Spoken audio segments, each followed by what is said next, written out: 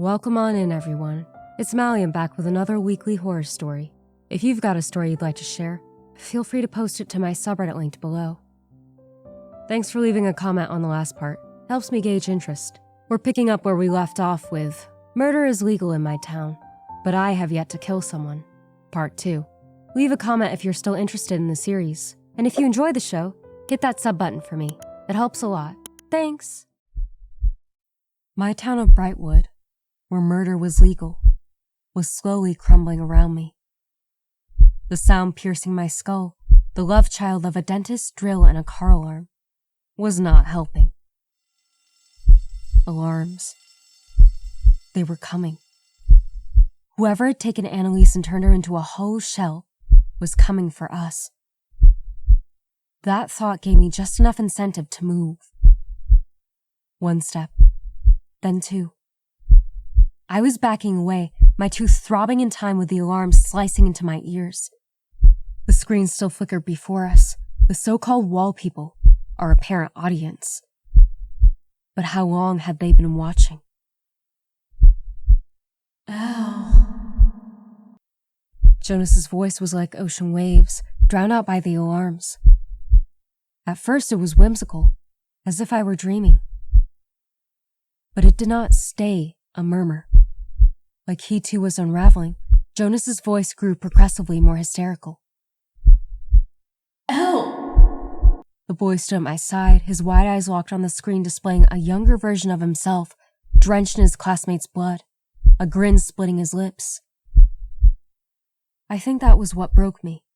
Not the wall people staring down, a muted collection of faces monitoring our every move, but the terrifying possibility that, like Jonas, I had a version of myself I did not know existed. My finger went to my mouth, searching for the wobbly tooth. But every touch sent electroshocks racing through my body, threatening to drop me to my knees. Even in the fog of panic, I had to piece a few things together before I completely broke. Not because of my mother's death, or the revelation that hundreds, even thousands of eyes were on our town. No. It was becoming increasingly clear that whatever was inside my tooth was behind this unraveling. That's not me, Jonas finally said, his voice shaky, unsure. The Jonas on the screen terrified me, his eyes a whole new blend of darkness, purged of humanity. I'd seen his face when he killed previously, but this was a whole new level, an inhuman glimmer twisting his expression. I wanted to know what his younger self had meant by fans. Was he in some kind of cult? Hey! The real Jonas's cry snapped me out of it, and he grasped my arm, pulling me to face him. I blinked, struggling to make sense of what was going on. The town I had known my whole life was coming apart by the seams, and this building was at the center of it. All at once, the alarms were back, screaming in symphony with Annalise's cries. The girl was still rocking back and forth, screaming about the wall people, who stared down at her in amusement. Jonas was nose to nose with me, his sharp exhalations of breath tickling my cheeks, wide eyes illuminated in the dull, red glow. He spoke in a sing-song. They're fucking with us. That psychopath wasn't me. Hit me, I said. You need to knock my back tooth out. Right now. He surprised me with a nervous laugh, before realizing I wasn't joining in. Jonas cocked his head. Wait, you're serious? I don't care who you are, I spat at him. That was a lie. I did care who he was. I had known him since I was a little kid. Knowing there was a different him in a world that wasn't Brightwood was sending my brain into a meltdown. I just need you to knock my tooth out. Jonas raised a brow. We're being hunted down by our apparent invisible overlords. And you want me to knock you out? They'd be here by now, I said. They're watching us. Jonas shot a panicked look at the wall people. His gaze strayed towards his younger self, still flickering on the monitor. That is definitely unnerving, he said under his breath. Don't trust him, Annalise mumbled into her lap. You can't trust him, Elle. He's one of them. He's part of the seasons. Jonas let her out a laugh. I'm sorry, what? Annalise lifted her head from her knees. He's a peeker, she sobbed, narrowing her eyes. Jonas Isaacs has always been a peeker. Jonas let out a frustrated groan, twisting around to face her. I told you! I'm not whatever the fuck you said. I'm not a peeker, okay? You're insane. He gestured wildly around us, and the way he was acting was strikingly similar to the boy on the screen. This kid loved an audience. Do you seriously think we believe a word coming out of your mouth when you're clearly out of your mind?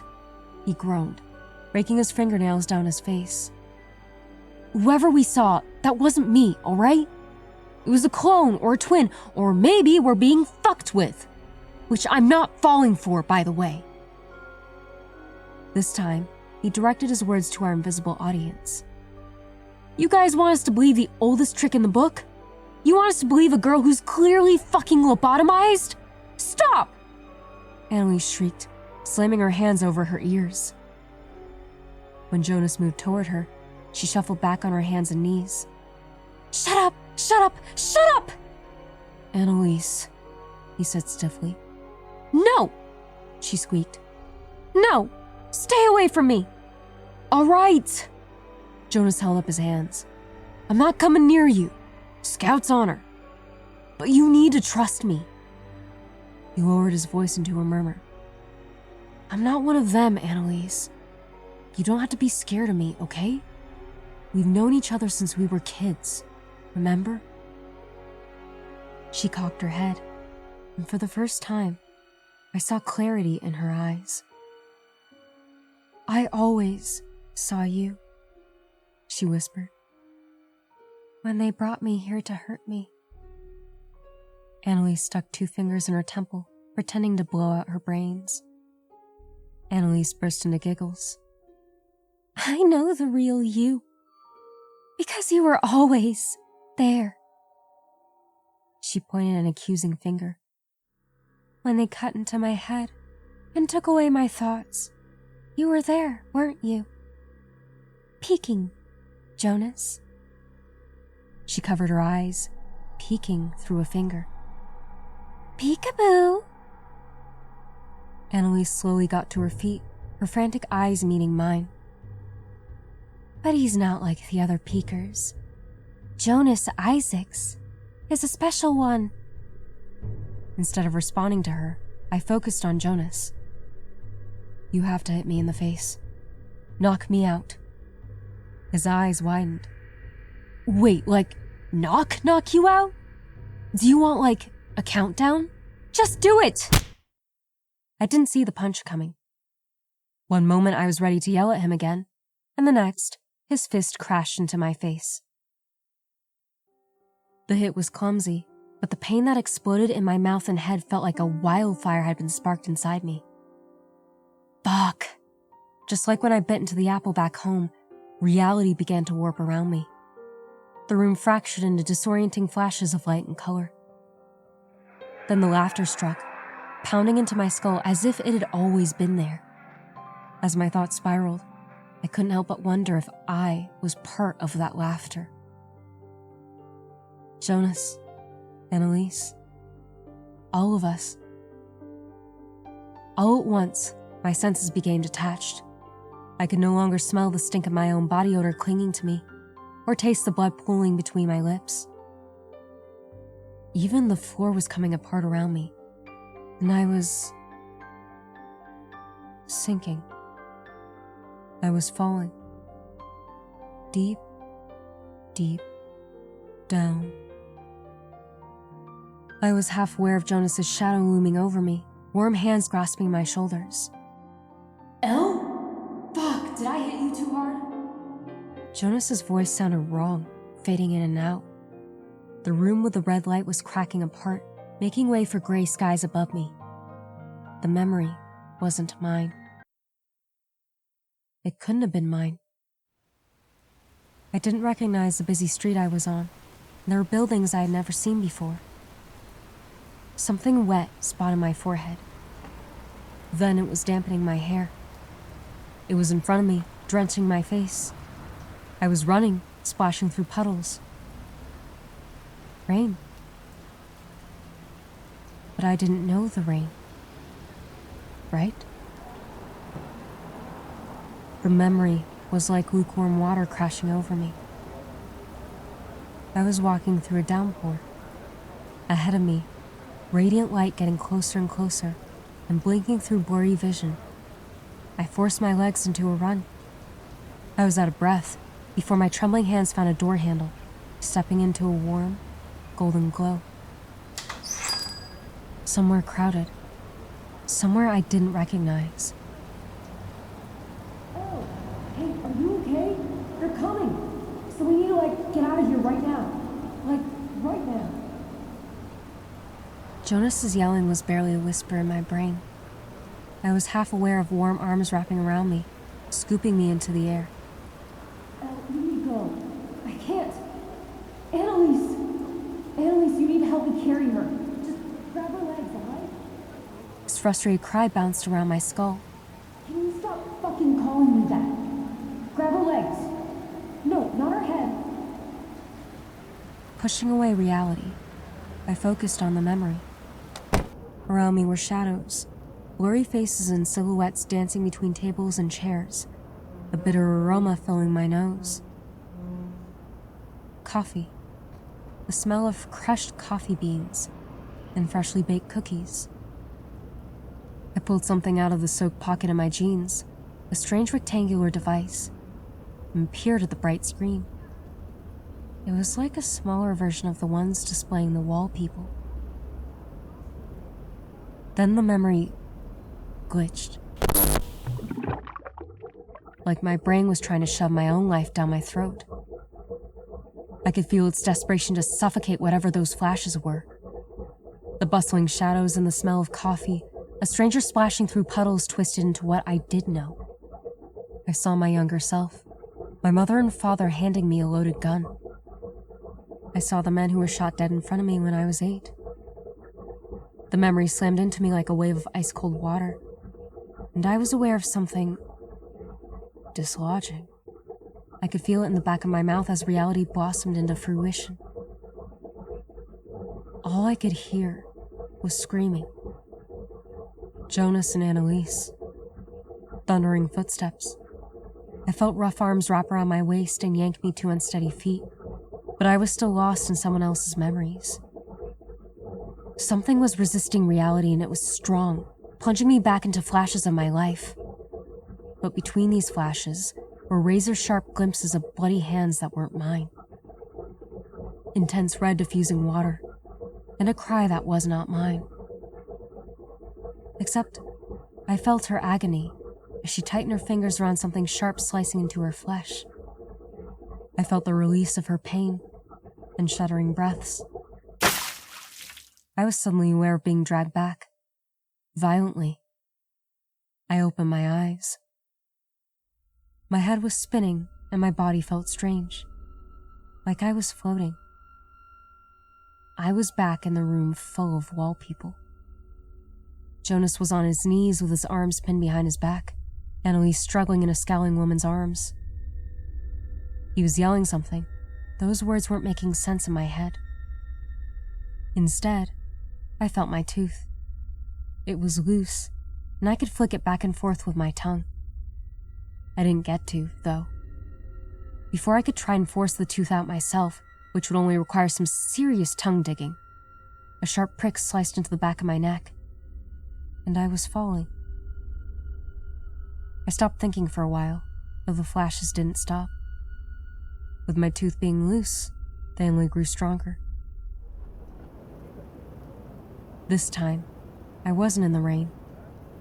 Instead, sitting among the shadows and the blurry faces, my hands wrapped around a styrofoam cup. Always a mocha, with 2 shots of espresso and extra cream. I was idly watching a stray raindrop slide down the window. The device's screen flashed. 8:35 p.m. I sipped my coffee, tightening my grip around the cup. The asshole was late. Her gaze caught a figure in the rain, a shadow bounding through the night. They dived through puddles in a dance, hands in pockets, head tipped back, lips parting to catch raindrops in their mouth. The door opened, and the blurry face slumped in front of me. All I could make out were damp curls sticking out from a hood, and a face with no distinct features. The figure was more ghost than human, a person reduced to a shadow in my mind. I had watched them in the rain outside, practically leaping over puddles, jumping into them for fun. Yet as they came closer, their shadow became less of a pooling silhouette and more of a person, causing my gut to twist and turn. Instantly, they reached across the table to shake my hand, and I backed away, my gut twisting. The girl's voice, no, my voice, rang out in the memory, and I felt myself recoil. How did you get my number? I should have known. I mean, it was obvious. But it didn't make sense how I could exist in two worlds. The blurry face laughed. It was a throw your head back laugh, causing memory me to stiffen up. When I tried to get back up, they pulled me back into my seat. The blurry face leaned across the table. Oh, we're playing that game, are we? Answer my question. Tilting their head, they rested their chin on their fist. Why do you think I'm here? There it was. The sound of it sent my thoughts into a whirlwind, even if that too was buried deep, deep down. Just like blurry face in their voice, the name was nothing. It meant nothing. However, judging from my reaction, the name was mine. I had another name in a world where rain fell from the sky and coffee was familiar to me. Before I could delve further, the memory began to unravel, and in the back of my mind, I could feel a foreign presence in my mouth, a narrow finger jabbing at my back incisors. Stars flashed before my eyes, agony exploding in my skull, like something was there, prodding my brain.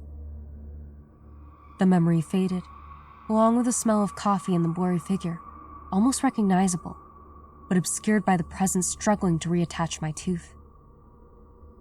When I came to, I was only half awake. The world was spinning, and I was under a bright, intense light shining down on me. I couldn't move. My body was numb. Something warm trickled down my chin. There was a masked figure looming over me. He bent over, stuck 2 fingers in my mouth, prying it open before I could bite back. Don't worry, Elle. The figure pulled back their mask and shot me a flashy smile. We're going to get you fixed up. The sound of a drill rose me from fruition, and when I managed to turn my head, the figure held an odd machine between his fingers. It looked like a dentist drill.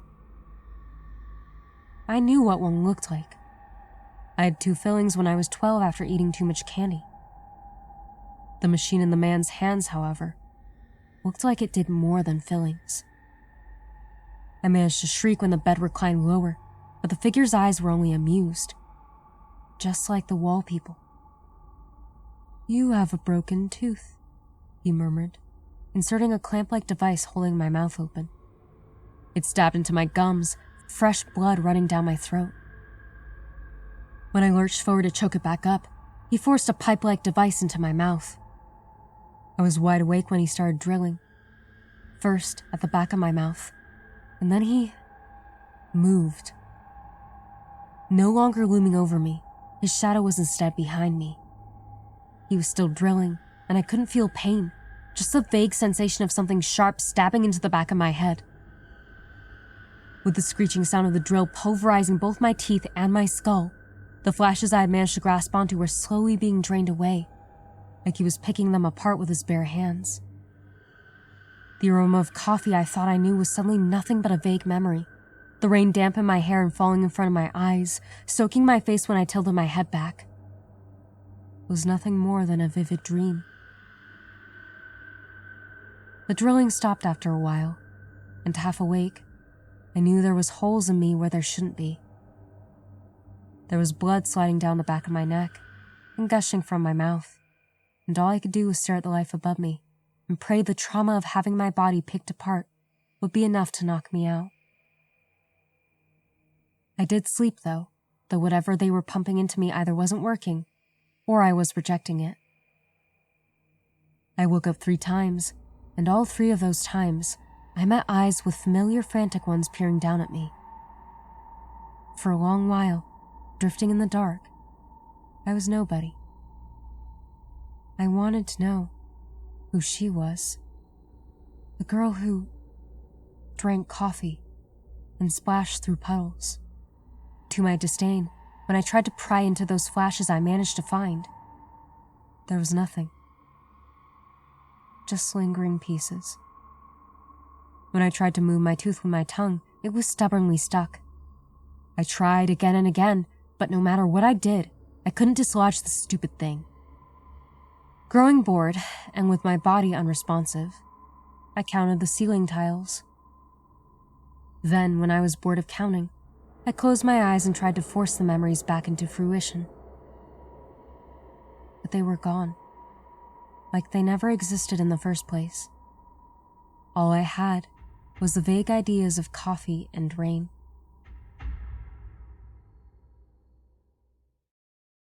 There was something stuck into my arm, and it stung. An IV drip. Whatever they put inside it was doing a good job of keeping me foggy-minded. A voice pierced the silence after a while. I knew who it was. Through feathered vision, I could see her tangled golden hair tied into pigtails.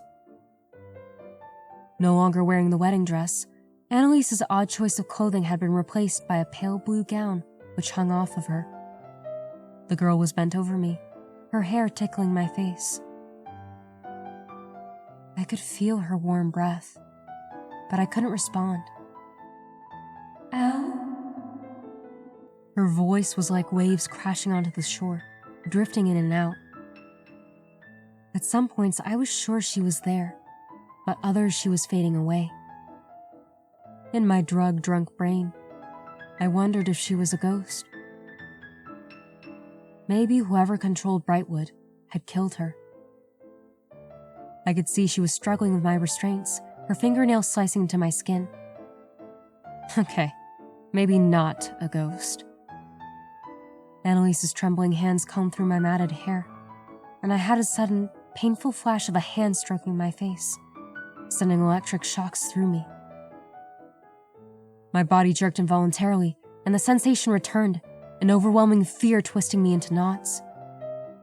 I could feel a stranger's hand brushing my cheek, rough fingers grazing my lips before delving into the back of my mouth. I blinked, and the flash was gone. But I could still feel phantom fingers forcing their way into my mouth until I was choking on the stink of bleach, and like I was reliving it, a strangled cry clawed from my throat. Annalise's breaths tickled my cheeks. Please, Al. She whispered.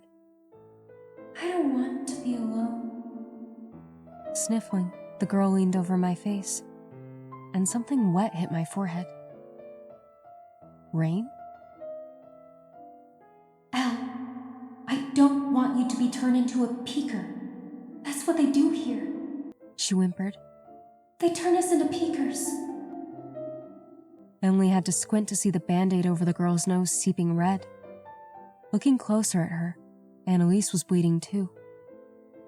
I'm not sure how long she stayed. It could have been seconds or hours. Her cry sliced through me like a banshee's wail. This is where they turn me crazy. Annalise paced my bed, scratching at her own face. Jonas Isaac's crazy. She whispered, breaking down. I felt her weight on my bed. I didn't want to be Jonas Isaac's crazy, so they made my thoughts go away. Her voice swam in and out of my brain at the mercy of the IV. When the 3 orderlies came in running to grab and drag the girl away, I could do nothing but move my fingers slightly. Then my toe. I don't know if it was the drugs or maybe I was dreaming, but when I was conscious enough to sit up and prop myself up on my pillows, still blinking through mind fog, Annalise came back. This time she didn't scream or cry out, only standing in front of me with the sanest expression I had ever seen on her face. I noticed there was no blood, and her hair looked neater, pulled into a strict ponytail. This time, Annalise wore a coral-colored dress. She was smiling, before lifting a finger and pressing it to her lips in a shushing motion. There was something in her hand, a rectangular device which perfectly melded into her palm. She pointed it directly at me. "Smile." Annalise. My voice sounded strange, like it was more memory than real. It could have been hours after I saw her, or I saw a drug-induced hallucination. But when I was finally sitting up with enough energy to shimmy out of my restraints and tug out of my IV, I knew I had to find her. I could feel her blood still staining my forehead and cheek, dry and flaky when I swiped at it. Before I could think about the repercussions of diving out of bed after significant dental surgery, I threw my legs over the side and jumped up, which immediately sent me off balance. The room I was in smelled of lavender and bleach, which twisted my gut. I knew the smell, but it was much stronger in my memory, more like a suffocating, intoxicating poison filling my mouth. There was one door and no windows. The door was unlocked. I found myself torn between going on the hunt for Annalise or answering the gut-wrenching shriek echoing down the hallway, which was definitely Jonas Isaacs. Part of me knew the boy was not to be trusted, considering what was on the monitors in the room with the wall people. However, my legs kept moving, my body forcing me into a stumbling run. Jonas was right at the end of the hall, his screams getting progressively more hysterical the closer I got to the door. It was open, with enough room to stick my head through the gap. Jonas was in a similar situation to me, strapped down to a hospital bed reclined under a bright light shining in his face. His eyes were wide with fright, bloody gauze sticking out of his mouth. Wriggling against the restraints, the boy was crying. I had never seen him cry before. Jonas always had this permanent look of amusement on his face in class, so seeing him crying, fighting against the orderlies trying to hold him down, was jarring. It had taken strapping his arms, torso, and head to the bed to keep him down, and somehow, Jonas was still managing to get the upper hand, straining against gloved hands pushing him down. I expected the masked people standing over him to look pissed, but to my surprise, they looked worried. I caught looks exchanged between them, with one of them holding the same device used to drill into my mouth. I could see why they were worried. Jonas was sweating. Bad. The blue gown replacing his clothes was practically glued to him, his skin glistening under the fluorescent light. He looked younger, more vulnerable, dark brown curls hanging in wet clumps against his forehead, half-lidded eyes clouded, like something had been injected into his pupils. Jonas himself didn't seem to notice his state. When one of them dared edge towards him, a shot in their hands, the boy sprang back against the pillows, lips curling into a snarl. "If you touch me with that thing, I swear to fucking God you're dead! I will fucking kill you! Do you hear me?" He must have had gusto in his tone because the figure backed away, nodding feebly. Jonas's capture was different to mine. While I was treated like a prisoner, the orderlies around him seemed to be working under his command. The man cleared his throat. "Sir, to complete the procedure, we must put you under anesthesia. It is a very painful process." "What?" Jonas blinked rapidly, and when he was caught off guard, a needle was stuck inside his arm and quickly attached to an IV.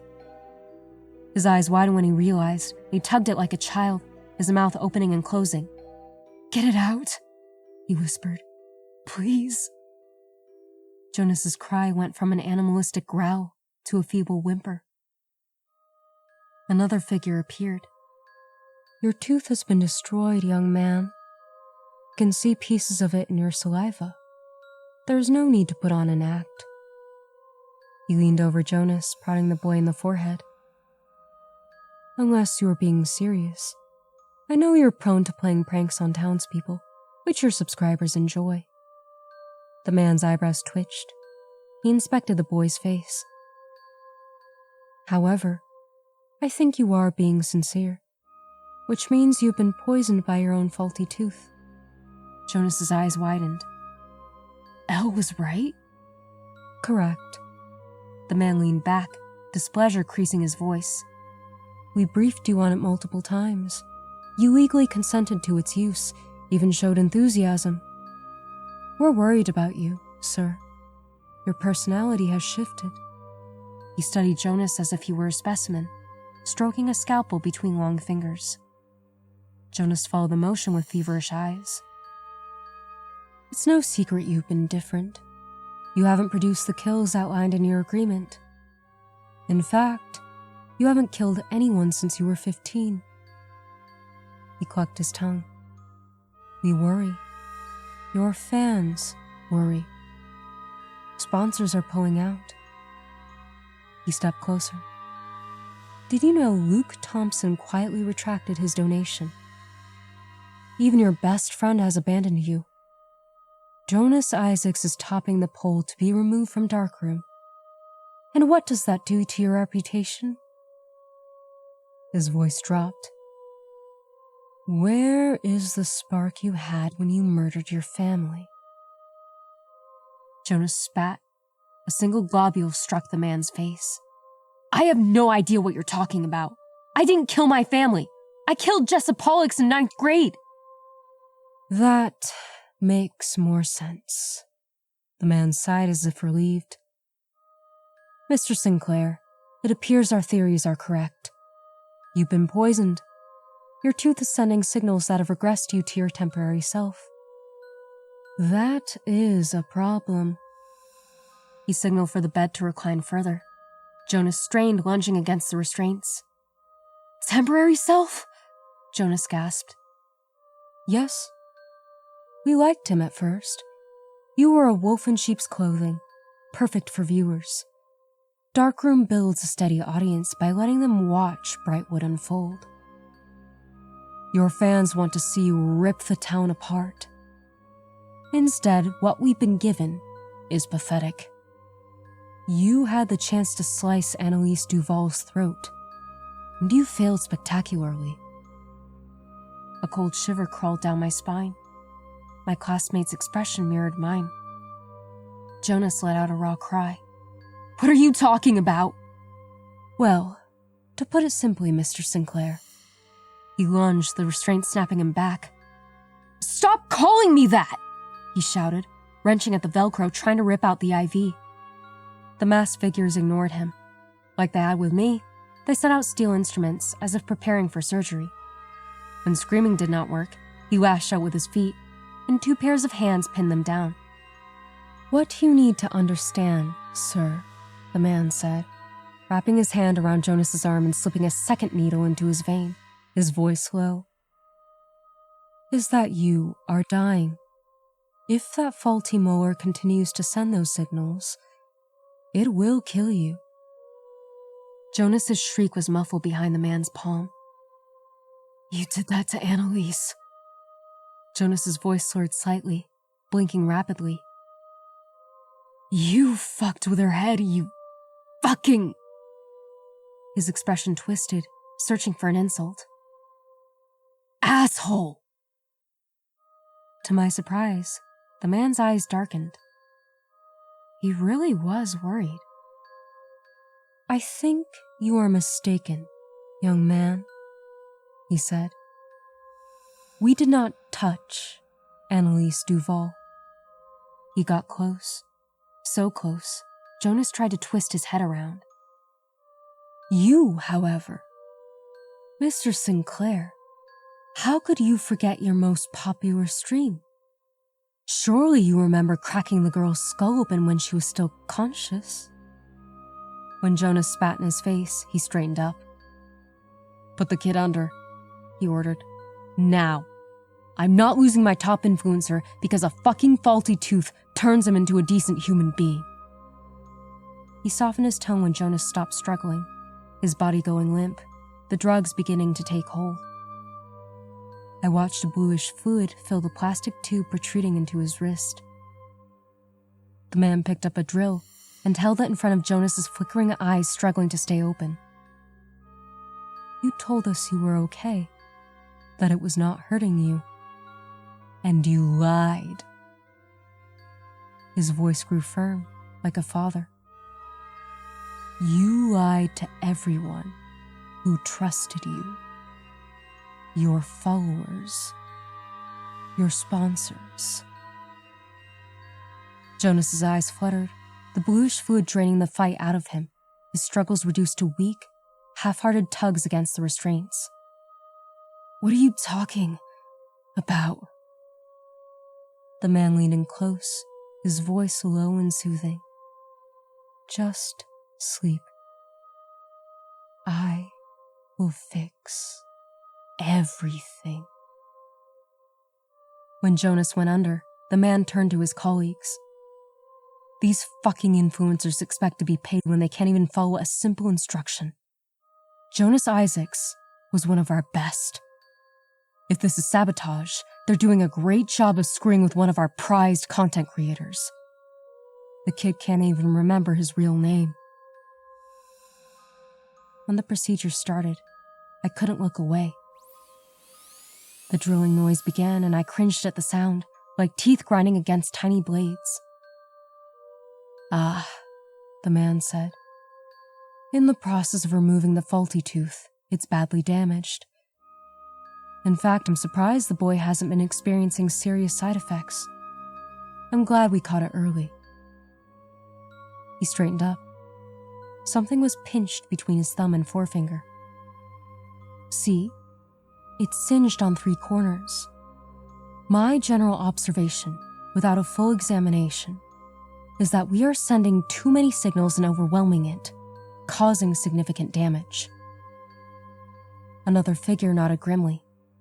That would explain the behavioral difference. It must have been agony, and the poor kid wouldn't have realized it once regression had taken hold. She let out a quiet hiss.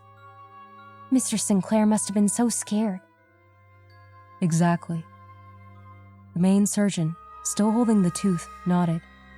He turned back to Jonas. I will interpolate a new molar. This one should not have problems, and the boy should revert to his original state. Jonas Isaacs is valuable to Brightwood. He tugged off blood-stained gloves and put on new ones, pinching Jonas's chin and forcing the unconscious boy to face him. This is your fault for not reporting symptoms. He let the kid's head drop. If the tooth malfunctions again, put him in the red room with the others. I'll release a statement claiming he... The man sighed. Fuck. Make it up. I don't know. Say he's taking a break from Darkroom. I'm sure his fans will do some killing of their own and upload it in protest, which will bring us a spike in views. After months in the Red Room, the face of Darkroom will be good as new, and we can put this behind us. He continued speaking, more to himself than his colleagues, poking around in Jonas's mouth. One of them, a woman this time, turned to the door. Right. And for now? I ducked out of view before risking another peek. The man was drilling again, using a tube to suck up saliva and blood dribbling from the boy's mouth. For now, after surgery, we send him downstairs to undergo some significant personality changes. Viewers want a bad boy to root for. Call Luke, too. He sighed. I'm sure a familiar face will help remind him what he is and what he does. Viewers do not want to see what they saw today. A pathetic child with no backbone, following around the resident crazy girl like a sheep. Once he started screaming, our viewer count dropped to 1 million. That's our lowest in 3 years. He started drilling again, and Jonas's body shuddered, his fingers forming a fist before going limp. People want monsters. They want severed body parts and brains leaking on the sidewalk. Jonas Isaacs is too soft. However, his infatuation with Elle is... well, it's intriguing. Something ice cold slipped down my spine. Jonas's body jolted again, his eyes flickering. We could do classic enemies to lovers. That will bring in the viewers. Then, of course, he brutally kills her, reclaiming his darkroom crown. The man emphasized his words by stabbing his scalpel into the kid's mouth. He lifted his head and removed his mask, flashing perfect pearly whites. We've known this kid for years, Phoebe. I doubt he needs electroshock to rattle his brain and tell him to kill. It's rooted inside of him, just like all of our darkroom originals. Before the woman could reply, I was already backing away and catapulting myself into a run. I had to get out. No. My thoughts were feverish. I had to find Annalise.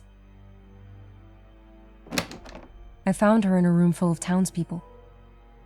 Mrs. Jensen was among them, but she didn't look like my neighbor anymore. Her skin was almost completely gone, flesh peeling from a skeletal mouth stretched into a horrific laugh that rattled her frame. Mrs. Jensen's eyes were wide open, staring forward at an oblivion only she could see. The townspeople around her were in various states of decay, yet they kept laughing and laughing until I had to press my hands over my ears to block them out. Their newest addition was at the very back, and when I saw her, my stomach dropped. The girl was giggling at the screen, her eyes empty, emptier than they had ever been. Annalise's lips were stretched into a cartoonish smile, and when I slapped her across the face, when I shook her, screaming at her to wake up, she didn't move. Her body was like a mannequin. When I grasped her hand, her skin was wet, slimy. With every laugh, I noticed beads of sharp red slipping from her nose and mouth. This was what I had heard in my bedroom when my reality had faltered. It was the noise that attracted me to the forest. I was hearing the sounds of the townspeople laughing themselves to death. And when death came, somehow they didn't stop. They kept going until their skin was rotting away, a laugh trapped inside a corpse. I tripped over 3 separate bodies trying to get to Annalise, and they were nothing but shredded flesh. With Annalise, she was only giggling, occasionally sputtering out hysterics, spewing bloody saliva. But soon, it would be racking her body. Grasping onto the girl's shoulders, like clinging onto her would snap her out of it, I knelt in front of Annalise Duval and promised I would be back. Then I left her. The last door on the long, winding hallway was surely the way out. But when I was pulling it open, a hand was on my shoulder, yanking me back. It was Jonas. Well, it was mostly Jonas. Hey, sup, Elle? The first thing I noticed was his inability to stand up straight, and the gaping wound in his arm where he too had torn out his IV. Jonas's voice sounded off-kilter, and he was swaying from side to side, struggling to get a proper grasp of my shoulders. He was out of breath, one finger pressed into a piece of gauze hanging out of his mouth. Still startlingly pale and just out of surgery, Jonas was somehow holding his old tooth down. His lips were split into a bloody grin, rivulets of red beating down his chin. I had no idea how he was standing or coherently talking, because the last I had seen him, the boy was practically brain dead. I found my voice, my gaze flicking to his blood-drenched hospital gown. It's not my blood, he slurred. I don't know whose blood it is. I just woke up and I'm covered in blood. Whose blood? Who knows? He idly licked his finger, immediately pulling a face. Okay, that's mine. That is definitely my blood. I slapped him, snapping him out of it. Jonas, focus. Jonas shook his head, his flickering eyes struggling to meet mine. Whatever was in his system, he was fighting it. Also, no time. No time. He kept repeating himself, reminding me of Annalise in the earlier days. If we're going to knock your tooth out, we're doing it now. Like, right now, before I bleed out. But you need to promise me.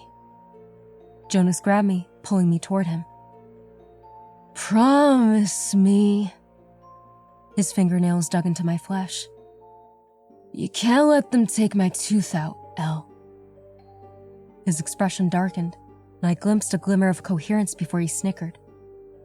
Also, I'm really high in anesthesia right now, so we gotta do this now.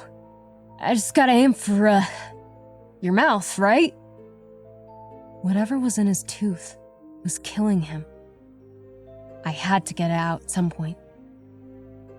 I promise, I lied. Knock it out. Good. His mental state must have masked my real expression. He was hopped up on wacky drugs, but somehow his hit sent me crumpling to the floor. This time I felt it dislodging, a writhing thing twitching in my mouth.